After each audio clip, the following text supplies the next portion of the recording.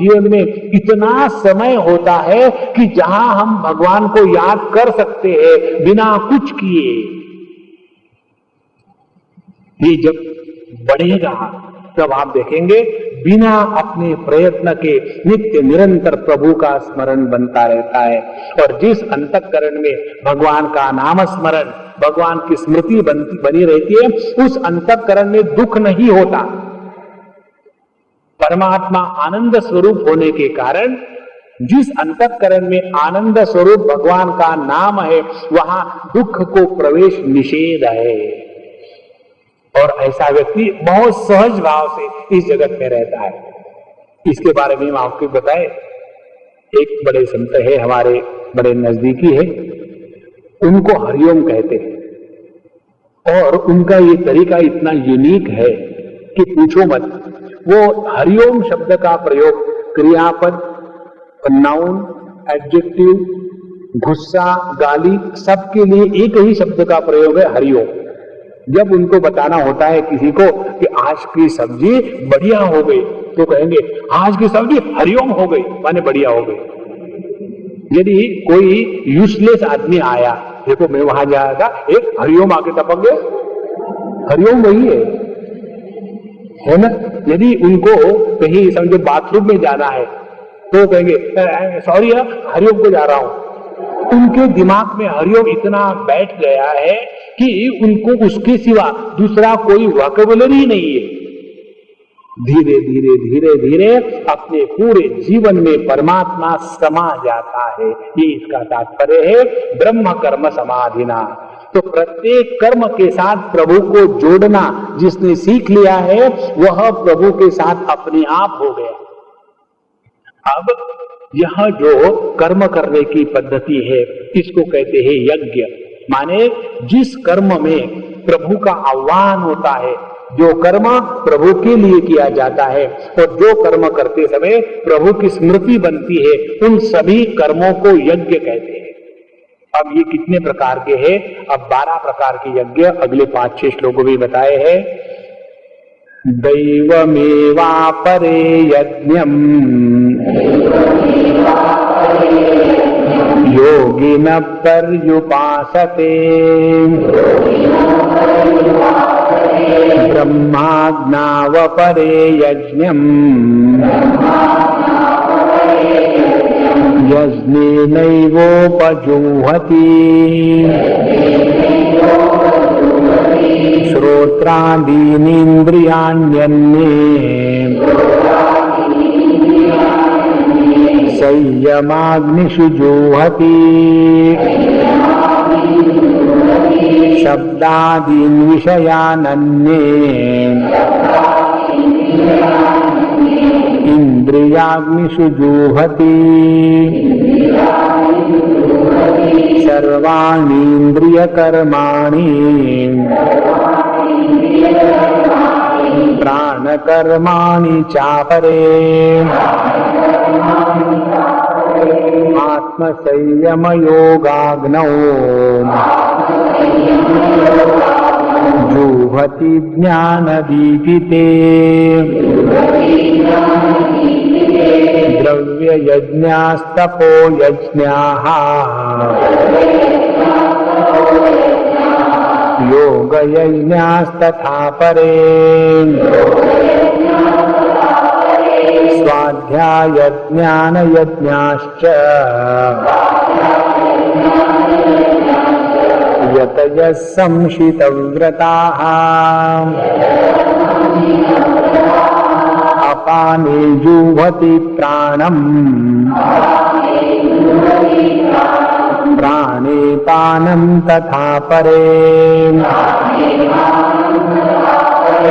प्राणापानगतिरुद्ध्वा प्राणायामपरायणाः अपरे नियताहाराः प्राणान् प्राणेषु जुह्वति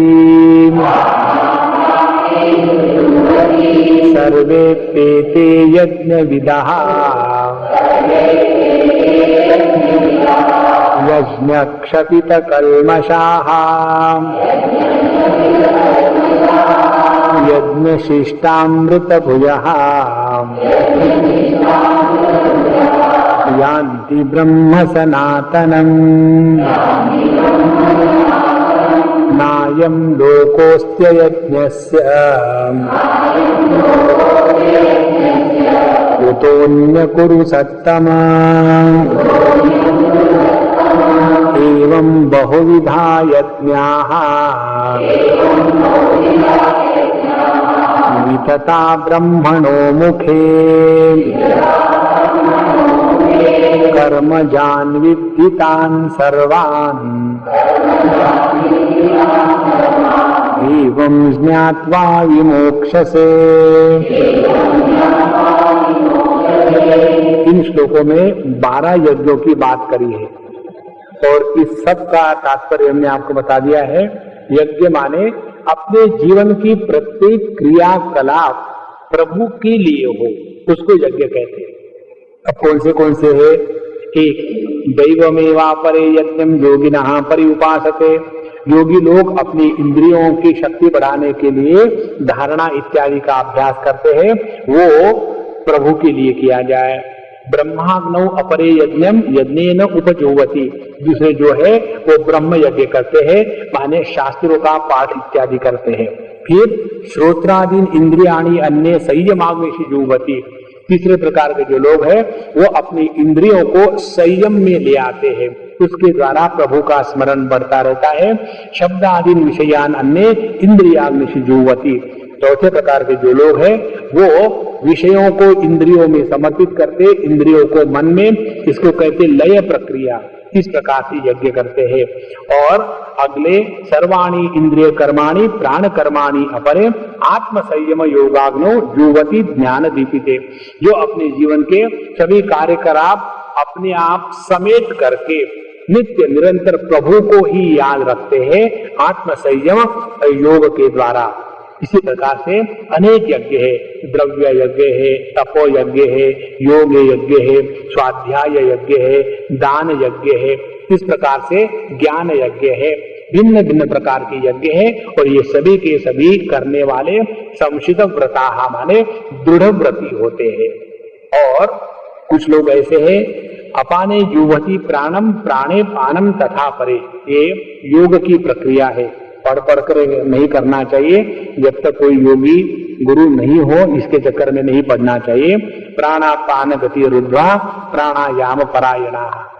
इतनी बार क्या हो जाता है, कहीं हम पढ़ लेते हैं प्राणायाम करो, हवा बाहर छोड़ते समय 1 2 3 4, अंदर लेते समय 1 2 3 4 5 6 7 8, और अंदर में 16 तक के पकड़ के रखो। और इसी चक्कर में कोई उल्टा हो जाता है और फिर परेशान हो जाए, क्या करें। इसीलिए ये सब चीज हम इसलिए जल्दी जल्दी जा रहे हैं। तो ये हर एक के बस की बात नहीं है और हर एक ने करने की आवश्यकता भी नहीं। दूसरे के लिए भी कुछ छोड़ो। अपरे नियताहारा प्राणान प्राणेषु जुह्वति सर्वे ते यज्ञ विदः यज्ञ क्षपित कल्मषाः। और ये यज्ञ हम लोगों के लिए है अपरे नियताहाराः। अपने जीवन में आहार का संतुलन होना चाहिए। एक दिन में हमने आपको बात बताई थी, आज फिर बताएंगे वही बात को। 6वें अध्याय में भगवान बताते हैं कि युक्ताहार विहारस्य युक्त चेष्टस्य कर्मसु युक्त स्वप्नावबोधस्य योगो भवति दुःखः। अपने जीवन के दुख को मिटाने वाला योग वो है जो युक्ति के द्वारा किया जाता है, मूर्खता से नहीं। दूसरी बात, युक्ति का अर्थ क्या है कि खाने में संतुलन हो, सोने में संतुलन हो, बोलने में संतुलन हो, चलने आने जाने में संतुलन हो। नहीं तो 4-6 दिन में कुछ नहीं खाएंगे और उसके बाद इतना खाएंगे कि 4 से दिन सोते रहेंगे। ऐसी बात नहीं। दिन में 3 बार खाओ, हर एक बार थोड़ा थोड़ा खाओ, पेट ठीक से रहता है। इसका हम एक थोड़ा विस्तार बताएंगे।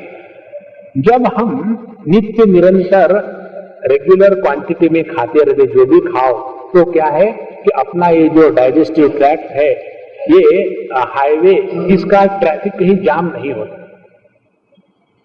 यदि समझो आपने खाना खाया आज, उसके बाद 2 दिन के लिए उपवास है, तो क्या हो जाएगा, ये जो अपने ट्रैफिक का जो मूवमेंट होता है, पेरिस्टाल्सिस मूवमेंट, वो जो है वो रुक जाती है, वो ठीक से नहीं चलती। फिर उसमें खालीपन आ गया और फिर भूख लग जाती है तो बड़ा डट के खाते हैं, तो जो रेगुलर फ्लो होना था वो नहीं हो जाता और फिर ऐसे व्यक्ति के जीवन में हमेशा पेट की बीमारी और चक्कर चलता रहता है। इसीलिए नित्य खावे, थोड़ा थोड़ा खावे, और महत्व किसका है? पेट को नहीं खाली रखना, दिमाग को खाली करना है, ये महत्व का है।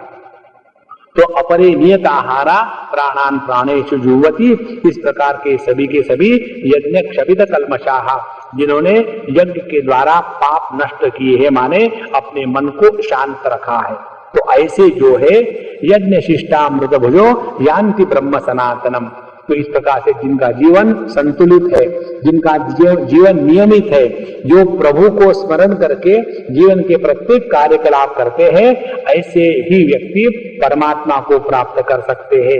और जो इस यज्ञ की भावना से जीवन को नहीं जीते, ना तो उनको इस जीवन में सुख है, ना तो इसके बाद सुख मिलेगा।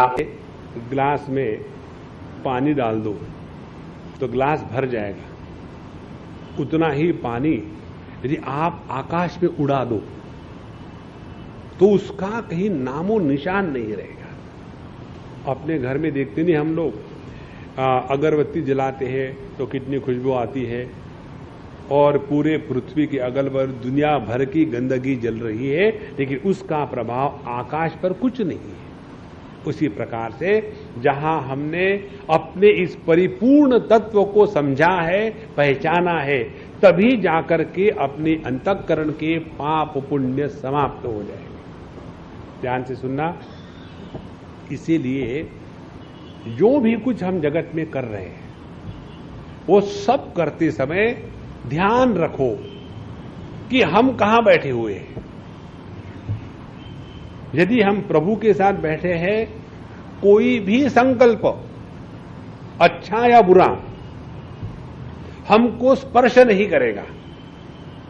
और यदि हम अपने मन में आने वाले अच्छे बुरे विचारों के कारण मन से झगड़ा करेंगे, तो जिंदगी भर झगड़ा ही करते रहेंगे, प्रभु के पास नहीं पहुंचेंगे। इसलिए अपने मन को रोकने के लिए परेशान मत होना। ये मन तो ऐसा ही तमाशा करते रहेगा, या तो उसको भगवान के नाम में लगा दो या कर्म में लगा दो। और जैसा जैसा हमारा अंतःकरण शुद्ध होते जाएगा, अंतःकरण की शुद्धि किसको कहते हैं? जितना हमारा कर्तृत्वाभिमान कम हो गया, उतना हमारा अंतःकरण शुद्ध हो गया। कर्तृत्वाभिमान कम होने का तात्पर्य क्या है? हमको किसी भी कार्य के सिद्धि असिद्धि में सुख दुख की निर्मिति नहीं होती। इसीलिए यह दृष्टि हमको जागृत करनी है। ब्रह्मार्पणम ब्रह्महवि ब्रह्माग्नौ ब्रह्मणाहुतम ब्रह्मैवतेन गंतव्यम ब्रह्म कर्म समाधिना। यह ब्रह्म कर्म समाधि है कि यद यद कर्म करोमि तत्तद अखिलम शंभो तवाराधना। जो भी मैं खाता हूं वही भगवान का भोग है। जब भी मैं सोता हूं वही भगवान के प्रति मेरी समाधि है।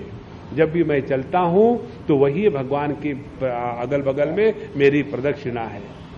जितनी ये हमारी दृष्टि दृढ़ हो जाएगी, उतना अपने आप अपने जीवन से पाप पुण्य कर्म कर्म बंधन प्रारब्ध आगामी संचित कर्म, ये सब का सब KG1 KG2 का कोर्स खत्म हो गया। वो सिर्फ KG1 KG2 ठीक है, आगे नहीं ठीक है। ये होने के बाद ये ब्रह्म कर्म समाधि का ये दृष्टि दी है। इसके बाद भगवान ने 1 दर्जन यज्ञ बताए, और ये दर्जन यज्ञ हम यदि इस ब्रह्म कर्म समाधि की दृष्टि से करेंगे तो इसका भिन्न रूप है। और यदि ये 1 दर्जन यज्ञ जो बताने वाले हैं वो ठोस बुद्धि से करेंगे, स्थूल बुद्धि से करेंगे, तो उसका भिन्न रूप है। तो चूंकि भगवान ने पहले हमको ब्रह्म की दृष्टि प्रदान करी है, उसके बाद ये यज्ञ बताए हैं, तो इन सभी यज्ञों का तात्पर्य अपने आप को पहचानने में करना है। स्थूल दृष्टि से क्रियात्मक इन यज्ञों का स्वरूप नहीं समझना है। अब अगले यज्ञ हम पढ़ेंगे 25वें श्लोक से लेकर के अगले 6-7 श्लोकों में है। दैवमेवापरे यज्ञम् योगिनः पर्युपासते ब्रह्माज्ञावपरे यज्ञम् यज्ञेनैवोपजुह्वति श्रोत्रादीनीन्द्रियाण्यन्ये संयमाग्निषु जुह्वति शब्दादीन् विषयानन्ये इंद्रियाग्निषु जुह्वति सर्वाणीन्द्रियकर्माणि प्राणकर्माणि चापरे आत्मसंयमयोगाग्नौ जुह्वति ज्ञानदीपिते द्रव्ययज्ञास्तपोयज्ञाः योगयज्ञास्तथा परे स्वाध्यायज्ञानयज्ञाश्च यतयः संशितव्रताः अपाने जुह्वति प्राणम् प्राणे पानं तथा परे प्राणापानगतिरुद्ध्वा प्राणायामपरायणाः अपरे नियताहाराः प्राणान् प्राणेषु जुह्वति सर्वेप्येते यज्ञविदो यज्ञक्षपितकल्मषाः। यहाँ भगवान ने 1 दर्जन यज्ञ बताए हैं और इसका हम अब शॉर्ट पे देखेंगे। पहला, दैवम एव अपरे यज्ञम योगिनः परि उपासते। एक प्रकार के योगी होते हैं, वो भगवान की आराधना उपासना का यज्ञ करते हैं और जिसके द्वारा वो अपने जीवन के सभी कर्म भगवान को अर्पित करना शुरू कर देते हैं। एक प्रकार का यज्ञ ये हो गया। इंद्राय स्वाहा इदन्न मम, वरुणाय स्वाहा इदन्न मम इत्यादि। दूसरे, ब्रह्माग्नौ अपरे यज्ञम यज्ञेन उपजुह्वति। दूसरे जो लोग हैं वो ब्रह्म को ही परमात्मा मान करके उसके प्रति यज्ञ की भावना से रहते हैं और वहां इस ब्रह्म को आत्मभाव से प्राप्त करने के लिए अपने जीवन के सभी कर्म ब्रह्मार्पण कर देते हैं। आगे, श्रोत्रादिनी इंद्रियाणि अन्य संयमाग्निषु जुह्वति। तीसरे प्रकार का यज्ञ है कि अन्य जो भिन्न प्रकार के योगी है, श्रोत्र इत्यादि जो भिन्न भिन्न ज्ञानेन्द्रिय कर्मेंद्रिय है, वो संयम की अग्नि में उनको लगा देते हैं। संयम की अग्नि में लगाना माने क्या? अपने इंद्रियों के द्वारा, ध्यान से सुनना, बहुत महत्व की बात है। हम जब आंखों से देखते हैं तो कौन प्रसन्न होता है?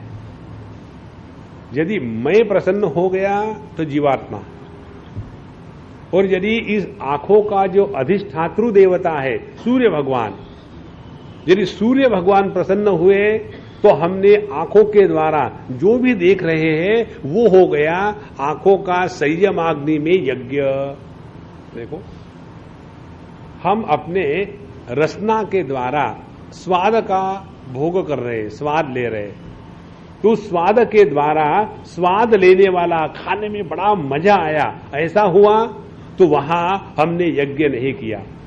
और यदि उसके द्वारा इस रसना का जो अधिष्ठातृ देवता है वरुण महाराज, वो यदि प्रसन्न होवे इसलिए हम खा रहे हैं, तो उसके द्वारा हमने अपनी इंद्रियों का संयमाग्नि में आहुति दे दी है। उसी प्रकार से जब हम खाना खाते हैं पेट भरने के लिए या पेट में जो जठराग्नि है उसको शांत करने के लिए। देखो, एक ट्राई करो, हम रोज करते हैं, आप भी करना। जब खाने के लिए बैठते हो ना, तो नॉर्मली हम लोग भगवान को नमस्कार करके अच्छा भगवान थैंक यू वेरी मच और शुरू हो जाते हैं। तो वो तो ठीक ही है, गलत कुछ नहीं। पहले ब्रह्मार्पणम का श्लोक करें, उसके द्वारा सब कुछ भगवान है ये भाव मन में ले आए, सब कुछ परमात्मा है। और उसके बाद ये जो अब खाना खा रहे हैं उसकी आहुतियां ओम प्राणाय स्वाहा, ओम अपानाय स्वाहा, ओम व्यानाय स्वाहा, ओम उदानाय स्वाहा, ओम समानाय स्वाहा, ओम ब्रह्मणे स्वाहा, उसकी हम आहुतियां इस जठराग्नि में परमात्मा की जो अभिव्यक्ति है उसमें हम चढ़ा दें। वो करने के बाद खाना खाओ तो आपको खाना खाने का पाप पुण्य नहीं लगेगा। और ये सभी का सभी हमने अब परमात्मा को भोग चढ़ा दिया है। इसीलिए एक मराठी श्लोक में आता है, उदर भरण नोहे जानिजे यज्ञ कर्म। खाना पेट भरने के लिए नहीं खाया जाता है। पेट में जो परमात्मा की जठराग्नि के रूप में अग्नि प्रज्वलित हुई है तो उस अग्नि में आहुति डालने के लिए खाना खाया जाता है। छांदोग्य उपनिषद में आता है कि पति पत्नी का जो एकत्रीकरण होता है उसको भी उन्होंने यज्ञ के रूप में बताया गया है। और उसमें 5-6 स्टेप्स आती है। और उसमें पति पत्नी का जो समागम है वो यज्ञ की भावना से ही किया जाना चाहिए, उसमें भोग की वृत्ति नहीं है।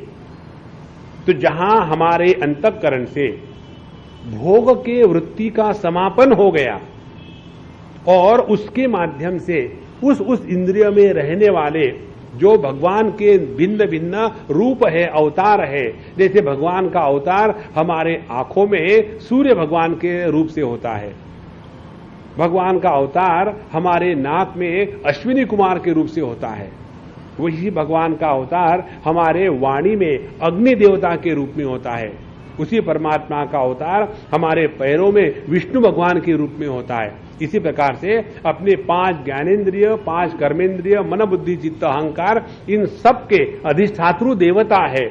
तो हम जो भी कुछ कर रहे हैं उसके द्वारा अमुक अमुक देवता की प्रसन्नता के लिए हम कर रहे हैं, ये भावना जागृत होवे तो हमारे कर्म के द्वारा किसी भी प्रकार का भोग निर्माण नहीं होता। इसी को कहते हैं श्रोत्रादिनी इंद्रियाणि अन्य संयमाग्नुषि जुह्वति। आगे शब्दादीन विषयान अन्य इंद्रियाग्नुषि जुह्वति। तो जितने भी हम शब्द इत्यादि विषयों को इंद्रियों में ला रहे हैं तो उसमें महात्म्य इंद्रियों की तृप्ति है और विषयों की आहुति है। तो इस इंद्रियों की तृप्ति होगी जब इस इंद्रियों के अधिष्ठातृ देवता वो तृप्त होंगे। आंखें अपने आप कुछ नहीं देखती, यदि उसमें से दृष्टि निकल जाए, सूर्य भगवान का प्रभाव निकल जाए तो आंखों से कुछ दिखता नहीं। इसलिए इंद्रियों के देवता उनकी ही हमको तुष्टि करनी है, उसके लिए शब्द इत्यादि भिन्न भिन्न वस्तुओं का हम प्रयोग करते हैं। सर्वाणि इंद्रिय कर्माणि प्राण कर्माणि चापरे आत्मसंयम योगाग्नो जुह्वते ज्ञान दीपिते। दूसरे प्रकार के जो योगी है वो क्या करते हैं, अपने सभी इंद्रियों के सभी कर्म, अपने प्राणों के सभी व्यापार वे आत्मसंयम योग अग्नि में आहुति देते हैं। आत्मसंयम अग्नि का तात्पर्य क्या है, अपने जीवन की प्रत्येक वृत्ति, प्रत्येक अनुभव अच्छा या बुरा हमको परमात्मा की याद दिलावे। देखो संयम का तात्पर्य केवल कंट्रोल नहीं, ये शब्द संयम आता है पातंजल योग दर्शन में, उसमें बताते त्रयम एकत्र बंधहा संयम। ये 3 जो बातें हैं, हमारा मन देश में भटकता है, काल में भटकता है, वस्तु में भटकता है। जब हमारे मन का ये 3 विषयों में भटकना बंद हो गया और वो एक ही देश में रह करके एक ही वस्तु का चिंतन करके अनेक काल तक रहता है, तब वो मन संयमित हो गया। तो हमारे जितने भी जगत के अनुभव है, कर्मेंद्रिय के, प्राण हमारे ज्ञानेन्द्रिय के, हमारे मन बुद्धि चित्ती अहंकार के सभी आत्म संयम योग अग्नि, प्रत्येक अनुभूति से हमको जब भगवान की स्मृति जागृत होती है तो हमने यज्ञ प्रारंभ किया है। देखो कैसे समझ में आ जाए, ये बड़ा कठिन है।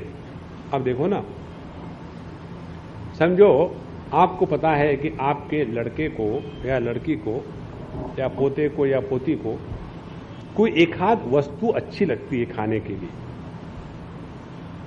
और वो आपका बच्चा घर में है और आप कहीं गए और आपको वो वस्तु मिली,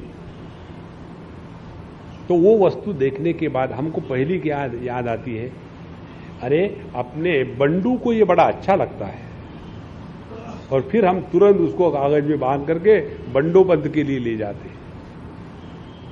तो माने उस वस्तु को देखा और याद आ गई उसकी जिसके प्रति प्रेम था। और इसी को आगे बढ़ाओ, यदि प्रत्येक कर्म यद यद कर्म करोमि तत्तद अखिलम, 9वें अध्याय में भगवान कितनी सरल प्रक्रिया बताते हैं। यद करोषि, जो भी तुम कर रहे हो, भगवान ने ये नहीं कहा कि अच्छा कर्म करो, जो भी तुम कर रहे हो, यद करोषि यदश्नासी, जो भी कुछ खा रहे, ऐसा नहीं कि केवल तुलसी पत्ता ही खाना है, नहीं, जो भी कुछ खा रहे भगवान को याद करना शुरू कर दो। धीरे धीरे धीरे धीरे बाहर के व्यापार गौण हो जाएंगे और परमात्मा की स्मृति तीव्र हो जाएगी। ये यदि हुआ तो हमने अपने मन को आत्मा में संयमित किया है। इसी को कहते हैं आत्म संयम योगाग्नौ जुवती ज्ञान दीपिते। और ये कैसा हो सकता है, जब हमारा ज्ञान का दीपक प्रज्वलित हो गया है। ज्ञान का दीपक प्रज्वलित होना माने क्या, आप देखें कोई भी अनुभव संभव है जब मैं हूं तब। यदि मैं नहीं तो पाप नहीं, यदि मैं नहीं तो पुण्य नहीं, यदि मैं नहीं तो मेरी पत्नी नहीं, यदि मैं नहीं तो मेरा देश नहीं, यदि मैं नहीं तो मेरा धर्म नहीं। सभी का सभी जितना भी हमारे अनुभव का क्षेत्र है उसका एक ही अधिष्ठान है और वो है मैं। तो यदि हम अपने जीवन के प्रत्येक अनुभूति को इस मैं के लिए ही समर्पित कर रहे हैं और उस मैं का ही हमको स्वरूप पता नहीं है, तो हमने जितना भी जीवन जिया है वो केवल व्यर्थ नष्ट कर दिया है। इसीलिए ज्ञान दीपिते का तात्पर्य है जिस मैं के लिए हम जो भी कुछ कर रहे हैं उस मैं को पहचाने।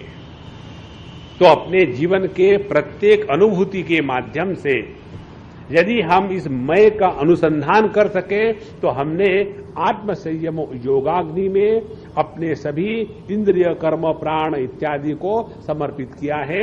यही बड़ा श्रेष्ठ यज्ञ है।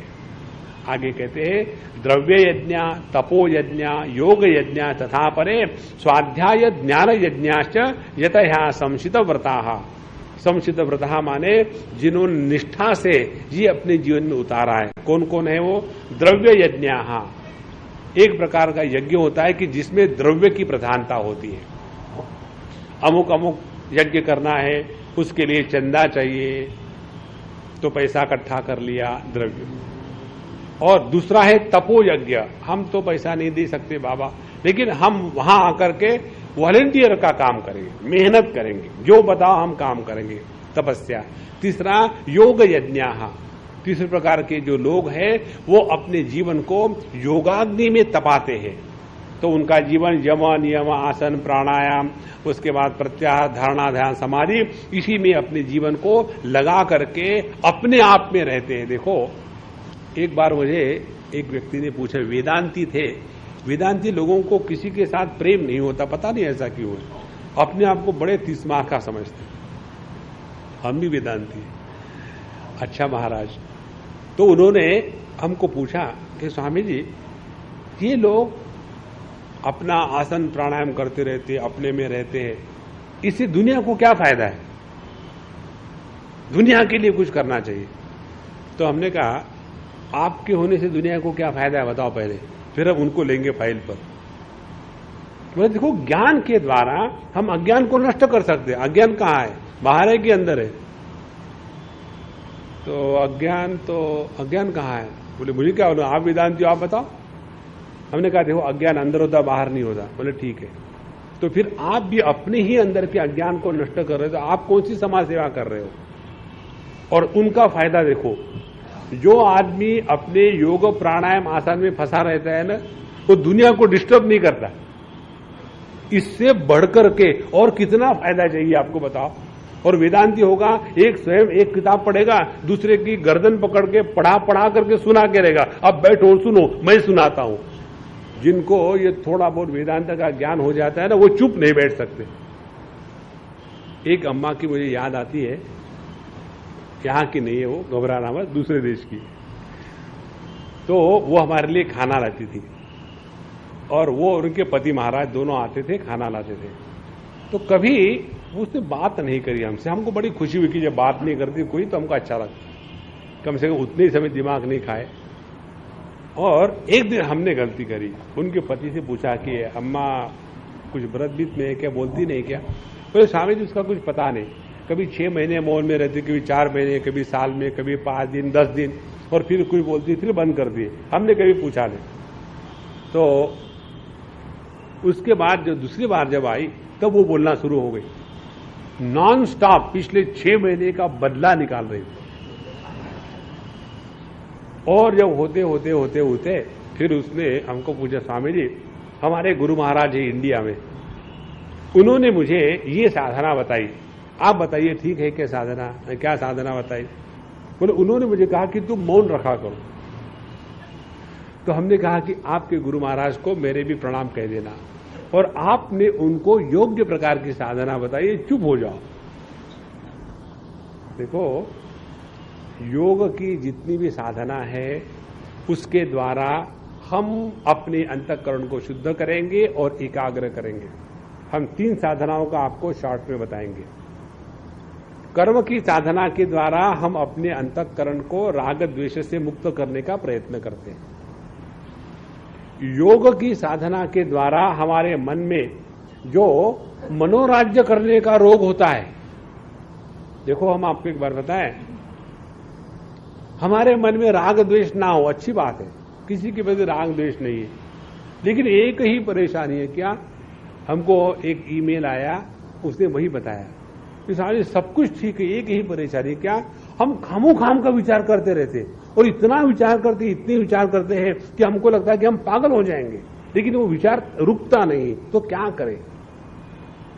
ये जो अनियंत्रित मन में विचार आने की प्रक्रिया है, उसको यदि रोकना है तो उसके लिए योग मार्ग के जैसा दूसरा मार्ग नहीं है। कभी भी साइकियाट्रिस्ट के पास मत जाना,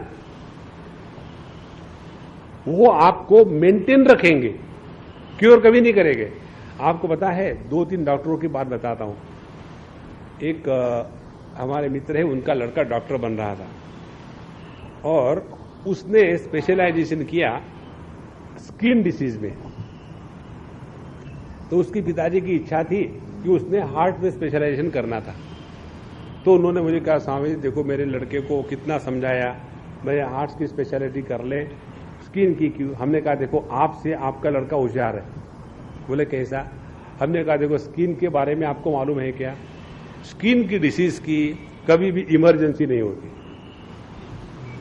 हार्ट के डिसीज की हमेशा इमरजेंसी होती है। हो गई ना झंझट?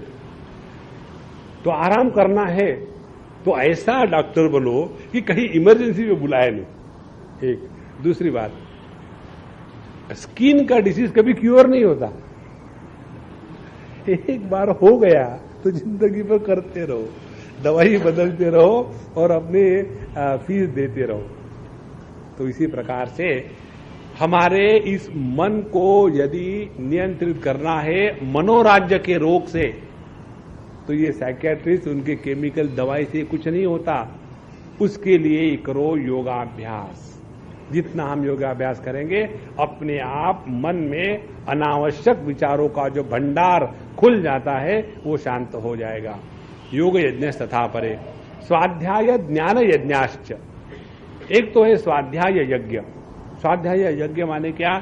हम अपने जीवन में नियम से शास्त्रों के अध्ययन का अनुष्ठान ले ले। देखो यज्ञ जब करते हैं तब उसकी तारीख होती, इतने तारीख को यज्ञ होने वाला है और इतने तारीख को खत्म होगा। इसी प्रकार से यदि आपको समझो भागवत महापुराण का पाठ करना है, मूल पाठ करना है, और ऐसा कर लिया समझो आपने मन में कि जब जब मुझे टाइम मिलेगा तब मैं पढ़ लूंगा, तो आपको गारंटी दे दी आप कभी नहीं पढ़ोगे। और उसके स्थान पर नियम ले लिया है कि इस इतने दिनों में, एक महीने के अंदर में भागवत का मूल पाठ पूरा करना है। उसके लिए यहां से यहां तक पढ़ना पहले दिन, यहां से यहां तक पढ़ना दूसरे दिन, पहले दिन में ये पूजा, दूसरे दिन में वो पूजा, अनुष्ठान लेके करो तो कर्म पूर्ण हो जाता है, नहीं तो नहीं होता। इसीलिए यदि हमको शास्त्रों का अध्ययन करना है तो ये स्वाध्याय यज्ञ जो है उसमें अपने आप को नियम से बांध ले। अब अपना जो यज्ञ चल रहा है उसको कहते हैं ज्ञान यज्ञ, स्वाध्याय ज्ञान यज्ञाच। अब कैसे देखो, चौथा अध्याय हमको कल पूरा करना है क्योंकि कल पूर्णा होती है।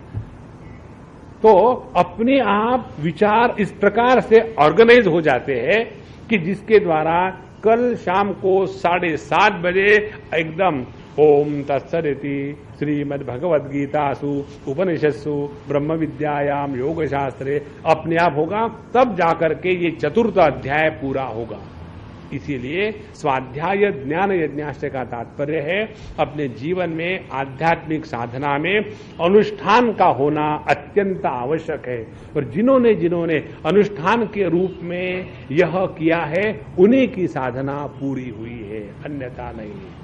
स्वाध्याय ज्ञान यज्ञाश्च यतया संशित व्रताः, और ऐसे जो प्रयत्नशील संत महात्मा है संशित व्रताः, उनका निश्चय दृढ़ है। आगे बताते अपाने जुवति प्राणम, प्राणे अपानम तथा परे। अब ये जो प्राणायाम की साधना यहां बताई है इसके बारे में मैं आपको एक ही बात बताता हूं, वो ये कि मुझे प्राणायाम के बारे में कुछ मालूम नहीं।